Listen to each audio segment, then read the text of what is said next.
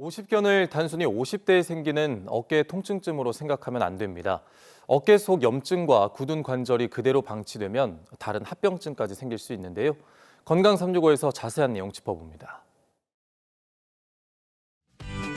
오십견은 50대에 생긴다고 해서 붙여진 이름이지만 사실은 그렇지 않습니다. 40대에서 60대 사이 환자가 많고 젊은 층에서도 늘고 있는데요. 우리가 알고 있는 오십견, 잘못된 정보는 없을까요?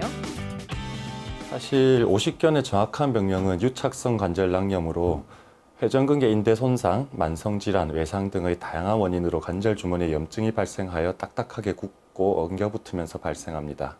이전에는 50대의 노화로 발생한 병이라 생각하여 붙은 별명인데 50대에 가장 많이 발생할 뿐 30대, 40대는 물론 모든 연령대에서 발생할 수 있습니다. 노화나 운동 부족, 나쁜 자세가 원인으로 손꼽히는데요. 당뇨나 갑상샘 질환처럼 염증을 쉽게 일으키는 내분비계 질환이 있으면 더 위험합니다.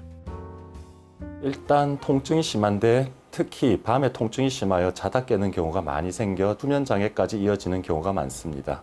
또 가동 범위가 줄어들어 머리를 감는다든지 속옷을 입는다든지 등의 일상생활의 불편함을 많이들 말씀하십니다.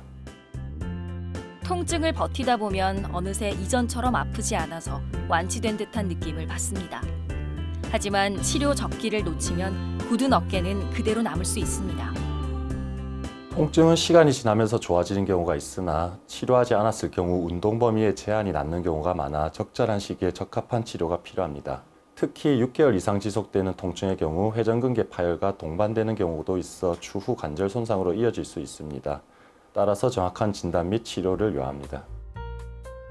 치료 핵심은 역시 굳은 관절을 풀어주는 겁니다.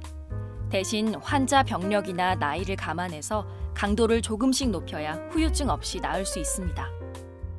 기본적으로 약물 치료와 물리 치료, 주사 치료, 체충격파 치료 등의 비수술 치료를 먼저 시도해 보지만 호전이 없으면 정밀한 검사와 수술이 필요한 경우도 있습니다.